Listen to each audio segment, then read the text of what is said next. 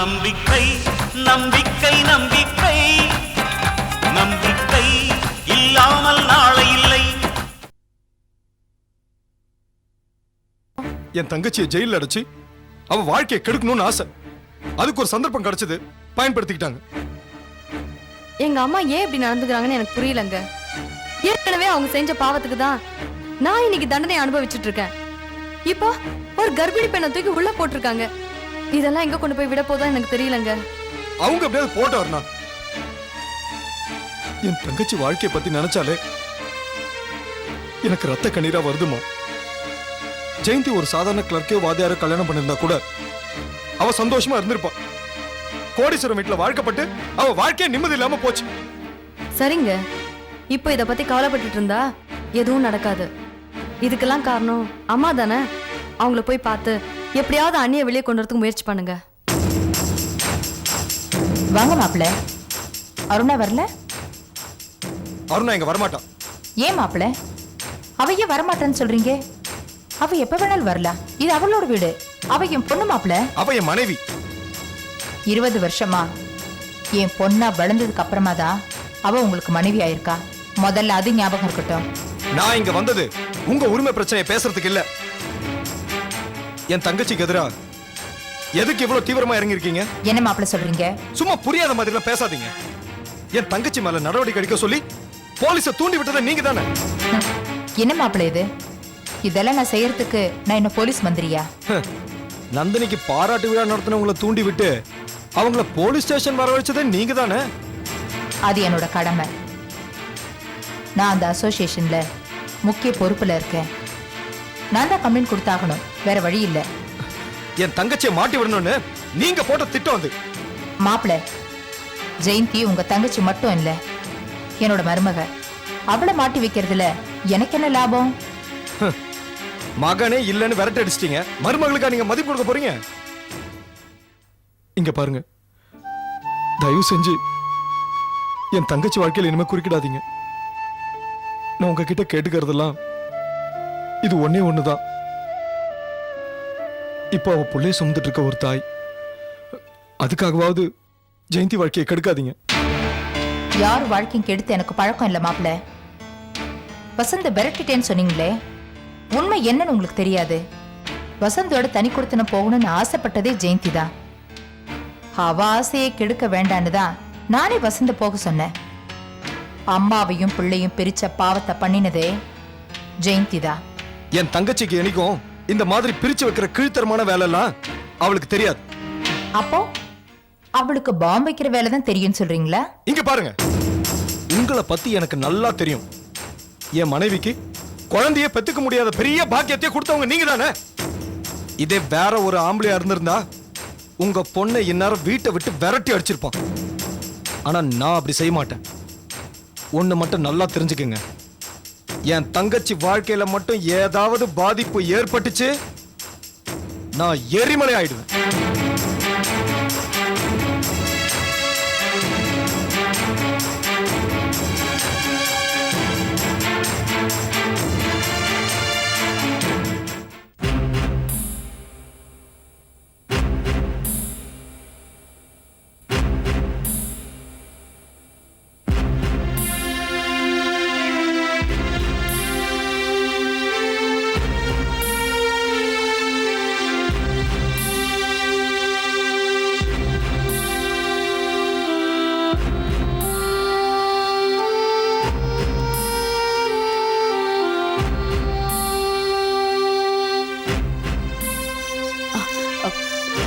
Doctor, கங்காவுக்கு இப்ப எப்படி இருக்கு? பயப்படுற மாதிரி ஒண்ணும் இல்லையே டாக்டர். உயிருக்கு ஒன்றும் ஆபத்து இல்ல. இன்னும் நினைவு திரும்பல. நினைவு வந்ததுக்கு அப்புறம் தான் வேற ஏதாவது ப்ராப்ளம் இருக்கான்னு சொல்ல முடியும். ஆபரேஷன் ஏதாவது பண்ண வேண்டி இருக்குமா? இப்போ அவசியம் இல்லைன்னு நினைக்கிறேன். நாளைக்கு ரிப்போர்ட்ஸ் வந்த பிறகு முடிவு தெரியும். நீங்க வேணா அவரை டிஸ்டர்ப் பண்ணா போய் பாருங்களேன். Okay, thank you doctor. Thank you doctor.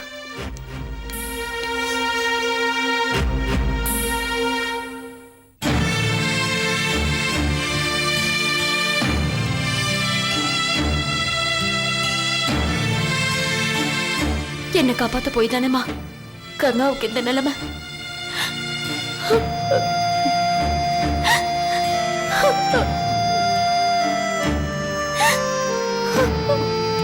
வாங்க.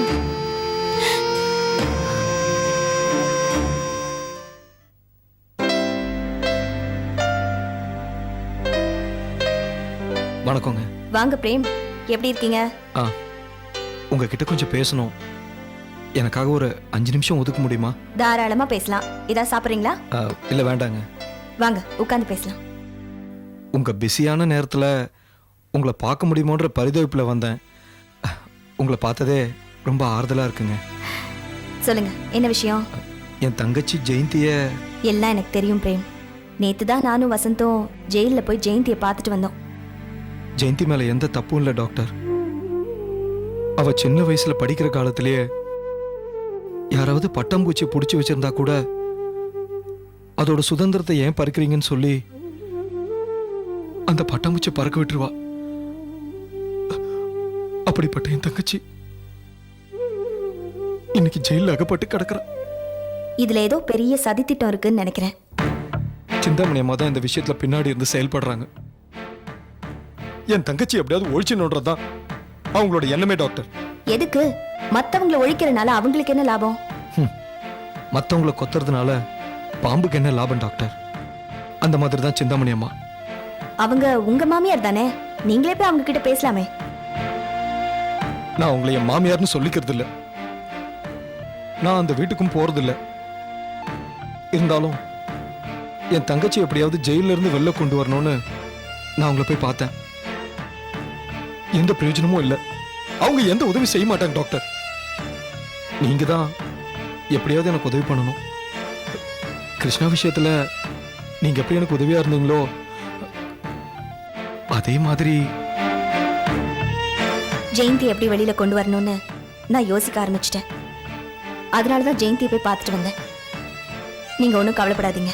இது விஷயமா நந்தினி கிட்ட நான் பேசுறேன் பிரேம். நியாயமா பார்த்தா அவங்க தான் இந்த கம்ப்ளைண்ட்டை கொடுத்துருக்கணும். ஏன்னா அவங்க உயிருக்கு வச்ச குறி. வேற யாரோ ஒருத்தர் அவசர அவசரமா இந்த கம்ப்ளைண்ட் கொடுத்துருக்காங்கன்னா என் தங்கச்சியை பழி வாங்கணுன்றதுக்காக செஞ்ச மாதிரி இருக்கு டாக்டர்.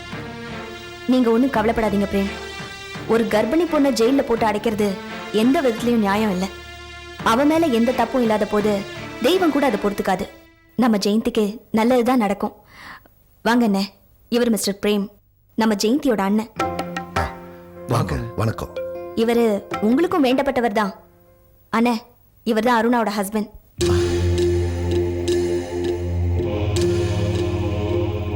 எனக்கு வேண்டப்பட்டவரா? எப்படி சொல்றீங்க? இவர் தான் அருணாவோட. அது வேற ஒண்ணும் இல்லைங்க. உங்க அருணாவை நான் ஹாஸ்பிட்டல் வச்சு பார்த்தேன். பாவம், இந்த சின்ன வயசுல அவளுக்கு இப்படி ஒரு நிலைமை வந்திருக்க வேண்டாம்.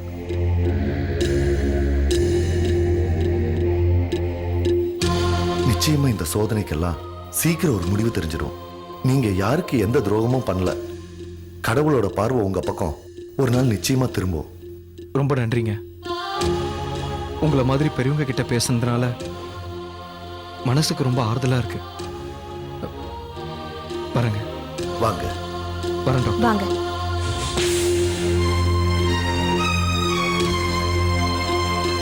என்னென்ன அப்படி பாக்குறீங்க? 3 வயசுல கடவுள் என் மகனை பிரிச்சுட்டாமா. ஆனா இப்போ 30 வயசுல ஒரு நல்ல மாப்பிள்ளையை கொடுத்துருக்கான். சிந்தாமணி மட்டும் என்னோட வாழ்க்கையில குறுக்கிடாம இருந்திருந்தா என் வாழ்க்கை ரொம்ப வசந்தமா இருந்திருக்கும்.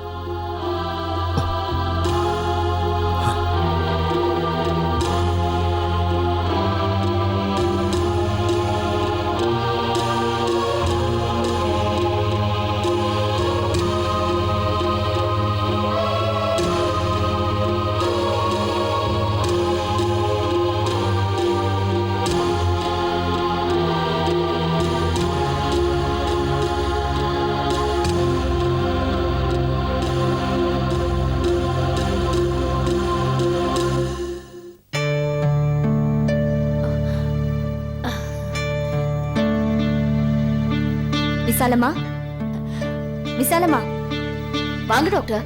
அம்மா, டாக்டர் வந்திருக்காங்க. அம்மா, டாக்டர் வந்திருக்காங்கம்மா. வாங்கம்மா. என்ன விசாலமா, உடம்பு சரியில்லையா?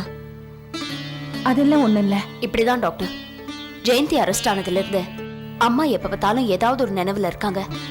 வீணா worry பண்ணிக்காதீங்க. நீங்க உட்காருங்கம்மா. நந்தினி, உன்கிட்ட கொஞ்சம் தனியா பேசணும், வரியா?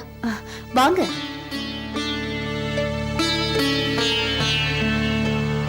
சொல்லுங்க டாக்டர், என்ன விஷயம்? ஜெயந்தியோட பிரதர் மிஸ்டர் பிரேம் என்னை வந்து பார்த்து ரொம்ப ஃபீல் பண்ணாருமா. ஜெயந்திய எப்படியாவது வெளியில கொண்டு வரணும். டாக்டர், ஜெயந்திக்கு எதிராக நான் எந்த கம்ப்ளைண்ட்டும் கொடுக்கல. ஆனா நடக்கிறதெல்லாம் பார்க்கும்போது யாரோ ஜெயந்திய வேணும்னே பழி வாங்கணும்னு செஞ்ச மாதிரி தெரியுது. இந்த மாதிரி வம்பெல்லாம் வரும்னு தெரிஞ்சுதான் நான் பாராட்டு விழாவே வேண்டான்னு சொன்னேன். எனக்கு பிரச்சனை வரும்னு எதிர்பார்த்தேன். ஆனா பாவம் ஜெயந்திக்கு வந்திருக்கு. ஜெயந்திய இந்த சோதனையில இருந்து எப்படியாவது நம்ம காப்பாத்தியாகணும். நந்தினி, நீ மனசு வச்சா நிச்சயமா முடியுமா? ப்ளீஸ். You don't worry. என்னால முடிஞ்சதை நான் ஜெயந்திக்கு கண்டிப்பா செய்யறேன். Thank you Nandini, thank you so much. ஹாஸ்பிட்டலுக்கு டைம் ஆச்சு. இந்த விஷயத்தை தான் உங்ககிட்ட சொல்லிட்டு போகணும்னு வந்தேன். Okay doctor. விசாலம்மா, நான் வரேன். சரிம்மா.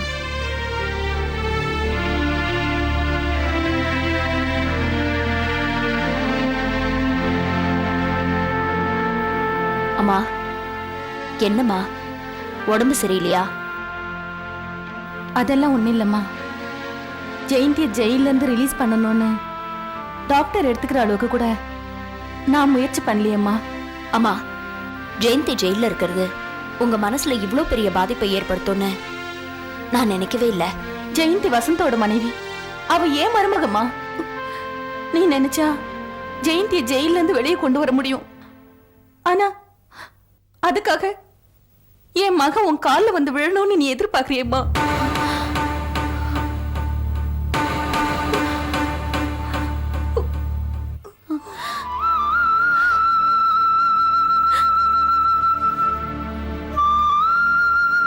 அம்மா, நீங்க என்ன புரிஞ்சுக்கிட்டது இவ்வளவுதானா? எனக்கும் வசத்துக்கும் 1000 பிரச்சனை இருக்கலாம். ஆனா அது எங்க தனிப்பட்ட விஷயம். அதுக்காக என்னைக்குமே ஜெயந்திய போட்டியாவோ இல்ல எதிரியாவோ நான் நினைச்சதே இல்லம்மா. இப்போ கூட ஜெயந்திய வெளியில கொண்டு வர முயற்சியில தான் நான் ஈடுபட்டிருக்கேன். அம்மா, கர்ப்பமா இருக்கும்போது நானும் ஜெயில இருந்திருக்கேம்மா. அந்த கஷ்டம் என்னன்னு எனக்கு நல்லாவே தெரியும். இப்ப கூட ஜெயந்தி விஷயமா தான் கமிஷனரை பார்க்க கிளம்பிட்டு இருக்கேன். கூடிய சீக்கிரம் அவளை நான் வெளியில கொண்டு வந்துருவேம்மா. என்ன மன்னிச்சிருமா நந்தினி. பெத்த மனசு கேட்கலம்மா. அதனால்தான் கொஞ்சம் அளவுக்கு அதிகமா பேசிட்டு தப்ப நினைச்சுக்காத. என்னம்மா, என்னை திட்டுறதுக்கோ என் மேல உரிமை கொண்டாடுறதுக்கோ எங்க அம்மா இல்ல. அந்த ஸ்தானத்துல நான் உங்களை தான் பாக்குறேன். இதுக்கு போய் என்கிட்ட மன்னிப்பு கேட்டுக்கிட்டேன். இத பாருங்க, டென்ஷன் ஆகாதீங்க. ஜெயந்திய கூடிய சீக்கிரம் வெளியே கொண்டு வந்துருவேன். சரியா? நான் போய் கமிஷனரை பார்த்துட்டு வரேன்.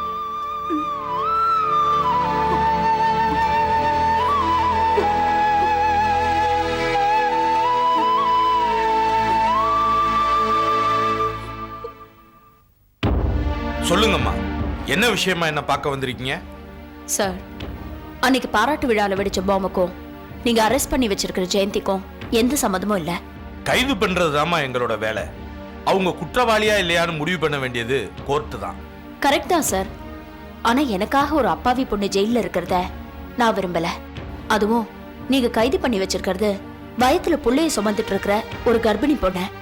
அதனாலதான் நேரடியா உங்களை பார்க்க வந்தேன். உங்களுக்கு நடந்த பாராட்டு விழாவில் உங்களுக்கு கொடுக்கறதுக்காக கொண்டு வரப்பட்ட பொக்கைவில் பாம் இருந்திருக்குன்னா அது நிச்சயமா யாரோ உங்களை கொல்றதுக்குன்னே குறி வச்சு அந்த நாடகத்தை நடத்தியிருக்காங்க. அத பத்தி நானே கவலைப்படலையே சார். குற்றவாளிய தெய்வம் நிச்சயமா தண்டிக்கும். அதுக்காக ஒரு அப்பாவி நிரபராதி ஜெயில இருக்கிறதா எனக்கு கஷ்டமா இருக்கு. குற்றம் செஞ்சவங்களை கடவுள் தண்டிப்பார்னா அப்புறம் காவல்துறைங்கிற ஒரு அமைப்பே தேவையில்லையம்மா. ஐயோ, நான் உங்க டிபார்ட்மெண்ட் எதுவும் சொல்லல சார். இந்த கேஸ்ல நான் நேரடியா சம்மந்தப்பட்டிருக்கிறதுனால குற்றவாளியை நீங்க கண்டுபிடிக்கலனாலும் பரவாயில்ல, அந்த பொண்ணு ஜெயந்தியை ரிலீஸ் பண்ணிடுங்கன்னு கேட்கலாம் தான் வந்தேன். பாம் வைக்கப்பட்டிருக்கு.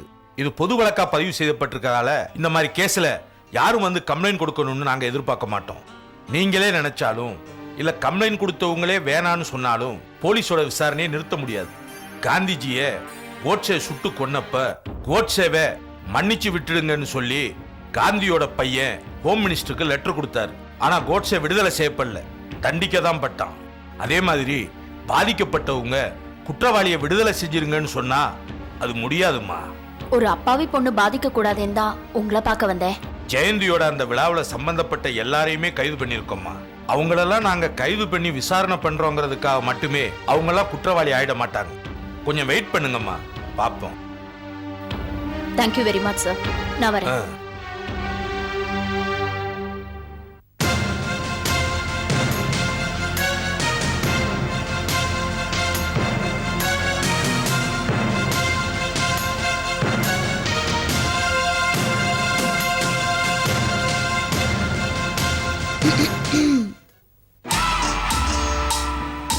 என்ன சிந்தாமணி அதிசயமா பாக்குற?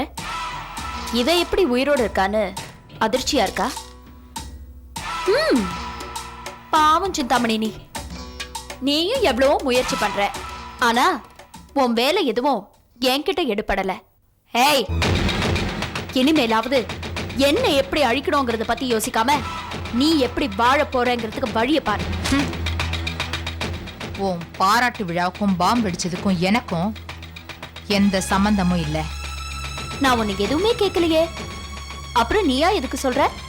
ஓ, குற்றமுள்ள நெஞ்சு குறுகுறுக்குதா சிந்தாமணி? நீ எதுக்கும் கவலைப்பட வேண்டாமா. தகுந்த ஆதாரம் கிடைக்கிற வரைக்கும் உன்னை யாரும் அசைக்க முடியாது.